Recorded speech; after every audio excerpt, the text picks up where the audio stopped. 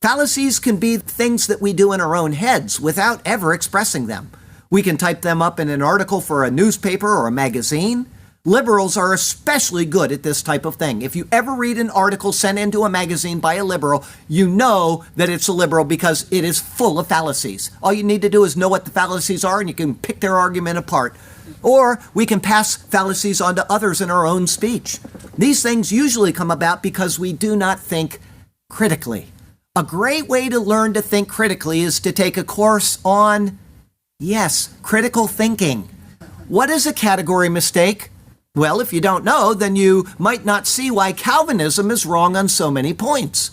What is a fallacy of illicit major?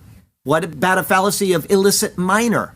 What if I say to you, all cats are mammals, no dogs are cats, therefore no dogs are mammals? You know that's incorrect, but you cannot reasonably explain where the error is. What is a red herring? What is an argument from popularity? What is a source fallacy? If you don't know what these things are, then you probably haven't got a clue as to why you are being led down the primrose path by a speaker, scholar, or commentary.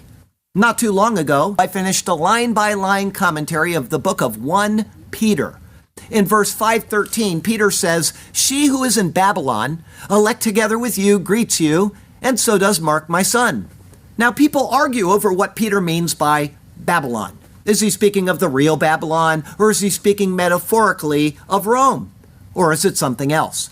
Regardless as to the answer, one commentator that I read, one of my very favorite commentators that I read every single day of my life, cited the work of a guy named Professor Salmond, stating, Professor Salmond, in his admirable commentary on this epistle, has so forcefully summed up the testimony that we cannot do better than to give his comment entire. That's from Vincent's Word Studies. In his quote, Professor Salmond makes several illogical arguments. He makes at least 2 fallacies, an argument from popularity and an argument from silence, and then he makes his faulty conclusion based on those things. And Vincent's Word Studies was duped by it because he didn't know what those fallacies were. My goal next is to give you just a few fallacies that run through our heads so that you will not make these errors in the future. The first is so obvious that it is hard to know how we fall for it. And yet we do.